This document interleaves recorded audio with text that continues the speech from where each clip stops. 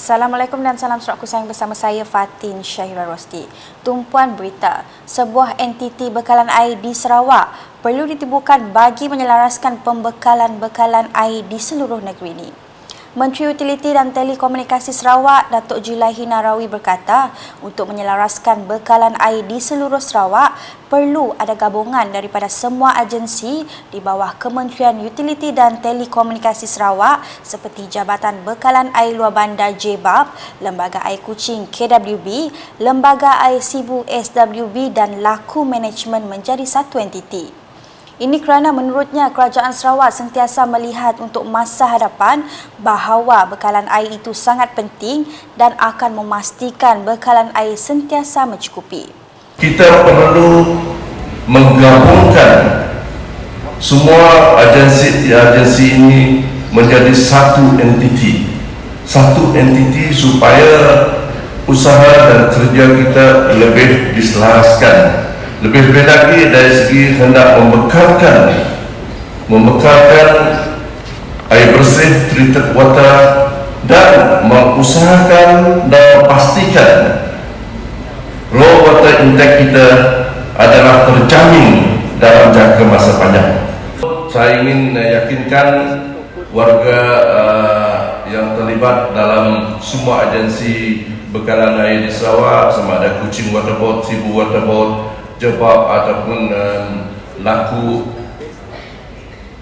kebajikan semua lapisan jurutera, pegawai dan kaki tangan will be taken care apabila kita dapat mewujudkan one entity dalam masa yang terdekat, dan oleh itulah Beliau berkata demikian semasa berucap dalam Majlis Apresiasi KWB tahun 2021 dan Penghargaan Pesara-Pesara tahun 2022 hingga 2023 di Pusat Konvensyen Borneo Kuching BCCK pada malam Rabu.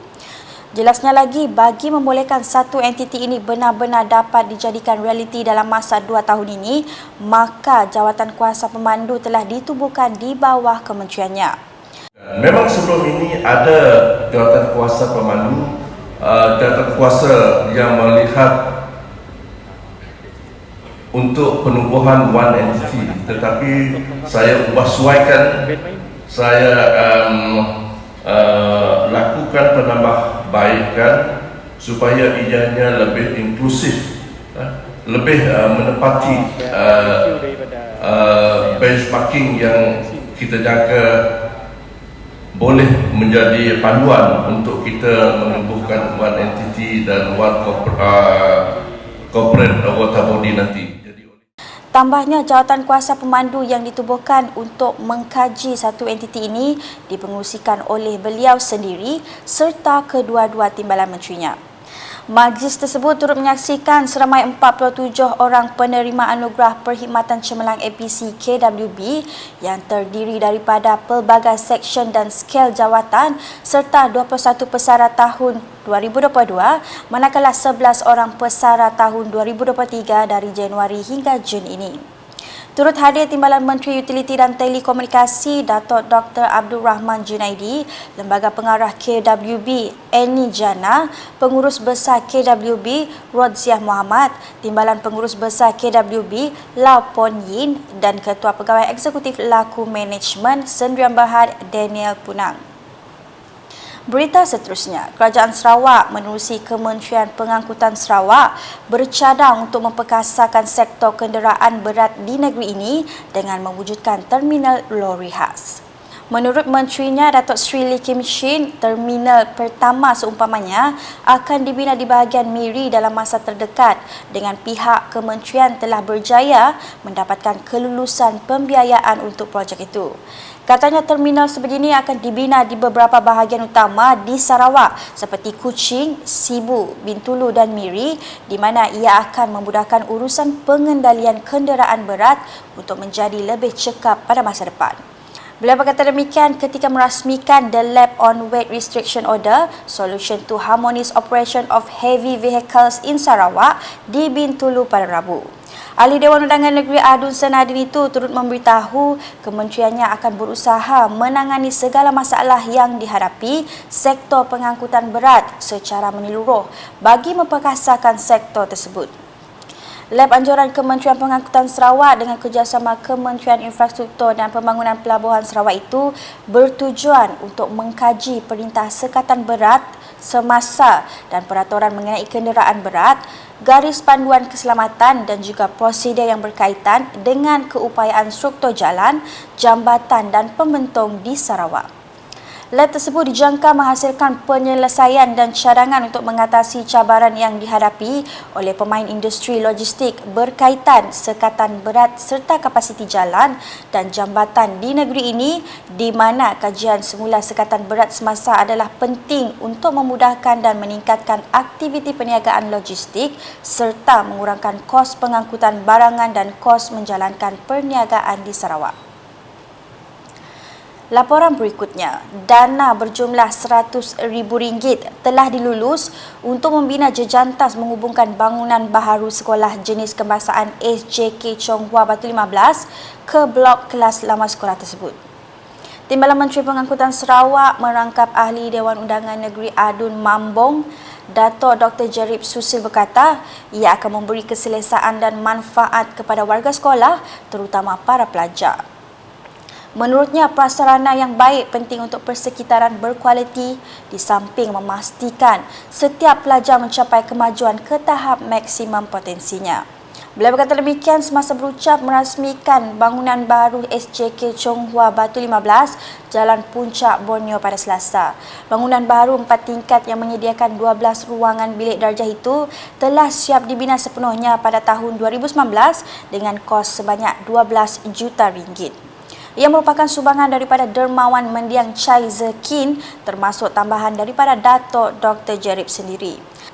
Hadir sama menyaksikan perasmian itu ialah Ahli Parlimen Puncak Borneo Datuk Willy Monin, Pengurusi Majlis Perbandaran Padawan merangkap Adun Batu Kitang, Loke Chiang serta tetamu jemputan lain. Sementara itu, Pekanan Kelili telah dimeriahkan dengan Pesta Cap Meh Juntoy Anjuran Tau Pek Kong Kelili. Hampir 20,000 orang hadir menyaksikan pesta tersebut pada Selasa, termasuk Ahli Parlimen Lubuk Hantu Roy Angau Gingkoi yang turut menyerikan lagi suasana. Pelbagai persatuan kaum Cina di sekitar bahagian Sri Aman, Lubuk Hantu, Saratok dan Betong telah menghantar wakil bagi kereta berhias yang merupakan tumpuan utama pesta itu.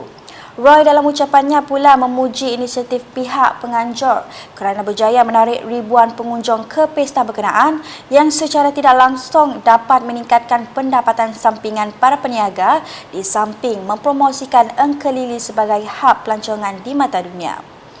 Dalam program sama, beliau turut menyerahkan geran projek kecelok bandar MRP sebanyak RM5,000 kepada ahli jawatan kuasa Tau Pek Kong bagi tujuan mengadakan pelbagai aktiviti yang memberi manfaat kepada masyarakat. Beralih ke laporan berikutnya, Ahli Parlimen Batang Lupa Muhammad Syafizan Kepli menyeru para ibu bapa agar memainkan peranan penting dalam mendidik anak-anak mengaji dan mendalami Al-Quran agar dapat melahirkan generasi yang cemerlang di masa hadapan. Dalam hal ini, beliau menyambut baik penganjuran Majlis Hatam Al-Quran secara kerap kerana apa dipelajari dalam Al-Quran akan dapat dijadikan panduan dalam kehidupan seharian mereka. Malah katanya program Hatam Al-Quran juga berupaya untuk memupuk serta mengeratkan lagi ukhuwah antara pihak sekolah dengan komuniti setempat. Beliau berucap demikian pada Majlis Hatam Al-Quran 1444 Hijriah di SK Beladin Pusa pada Selasa. Justeru, beliau mahu program seperti ini dilakukan setiap tahun bagi menggalakkan pelajar berusaha untuk hatam Al-Quran seawal mungkin dan mendidik pelajar untuk mendalami ilmu dalam kitab suci ini. Dalam program itu, Muhammad Syafizan dan Ahli Dewan Undangan Negeri Adun Betong Maro, Razaili Gapo, masing-masing menyumbang dana sebanyak RM3,000 untuk program Hatam Al-Quran SK Beladin. Muhammad Syafizan turut menyumbang RM5,000 lagi kepada SK Beladin untuk melaksanakan aktiviti sepanjang tahun 2023.